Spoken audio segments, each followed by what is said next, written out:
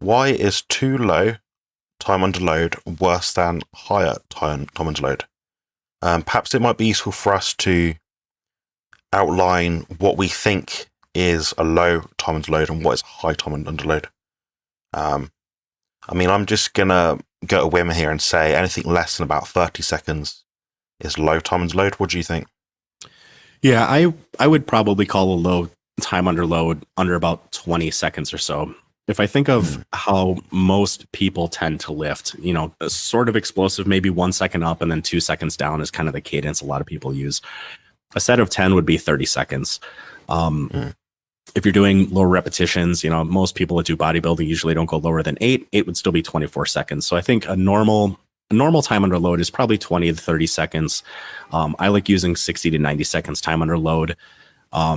And to provide a little context to this question, this came from a comment that he posted on my YouTube channel where he said, I understand why you're saying too high of a time under load may not stimulate fast twitch muscle fibers. If your set goes too long, those slow twitch muscle fibers may be recovering before you can tap into the fast twitch muscle fibers. But then he was wondering what the downside was to having too short of a time under load. And to me, if your total time under load is less than 10 seconds for sure, but possibly even 20 seconds, it's not that that's less advantageous for building muscle. There are plenty of power lifters that have an above normal degree of muscle mass doing heavy doubles and triples and then leading up to singles during their competition. They have a very, very low time under load for any individual set. The warning that I have with working really, really low time under loads, especially sub 10 seconds, is the amount of weight that you're going to have to use to approach momentary muscular failure within a very brief amount of time is, or at least can potentially be harder to control, which makes you more susceptible to injury. And it also, especially if you're lifting quickly, generates higher peak forces on your joints and is something that should be considered in the long term. So when it comes to looking at time under load, as long as you're under about 2 minutes, I think anything under about 2 minutes is probably about equally as effective for building muscle, but that doesn't mean that it's equally as effective in terms of safety and in terms of your ability to control the weight.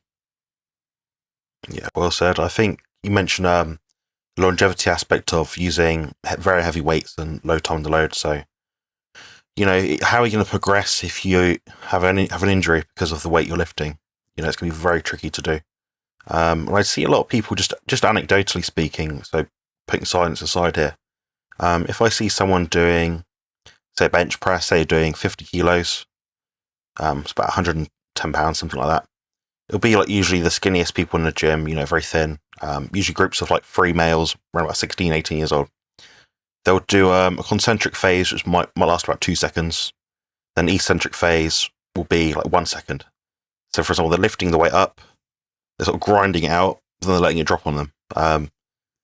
People will train like that, and I think that's part of the problem with using too low time under load as well. With high time under load as well, I think that, the metabolic fatigue build up as you get higher and higher in terms of the time and attention itself. If you, like you said, about 2 minutes is about as high as you want to go. And I think the same. I think that almost when you get to such a light weight, you can recuperate from the reps themselves almost continuously. There'll be a point where you can't do it because your grip won't go, your feet will hurt too much, something will happen. But I think that's kind of the problem there, and I think that your margin of error for doing that is it's quite high. If you spend 5 seconds resting between sets, you're doing 25, 30 repetition sets, you'll recuperate as the set goes on. So I think that's the problem, the caveat towards training with too high time under load. Like Jerome said, I'd probably err on the side of 30 to 90 seconds. You'll find a sort of an area which feels right for you. I think that both can work and both do work. It's also under the context of what you can specifically do yourself. The problem with training for 30-second sets is that, or at least in the lower range of what we're outlining here, is that you have to have very good muscle fiber activation. So think of like a pro bodybuilder. You go on YouTube now, type in Phil Heath training or something. His set will be about 30 seconds long his muscle fiber activation will be significantly higher than most people's. He is a pro, you know. Under the same note, if someone's using high time tension, it might be that they've got an injury. They don't want to strain extra secondary muscles that are activated during this sort of range of motion. For example, myself, today I was practicing some chest supported rows, and I was probably aiming somewhere around 15 to 20 reps. I'm usually somewhere probably 12, 15 for that sort of movement. But I find even with that sort of movement, with my spine injury, training with a heavier weight does still cause some potential damage, I think. So using a higher time under load for that sort of movement is better for me. So there's a margin you can do. And it's very tricky for us to sort of come out here and say, you know, 30 to 90 seconds. That's a broad, 60 seconds between that. But it has to be a broad range. There's no perfect way, because if there was a perfect way, then, Jerome's work wouldn't work, my work wouldn't work.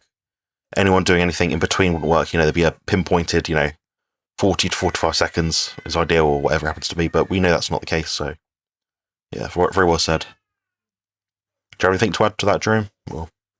No, I think you absolutely nailed it with the positive side of being too long with time under load too. And I always use the analogy of something like cycling, walking, more conventional forms of so-called cardio are just really, really, really low intensity resistance training. You're 100% right. You could, if your intensity was low enough and the weight was long enough and the time under load was long enough, it's potentially, you're just doing it one never ending set.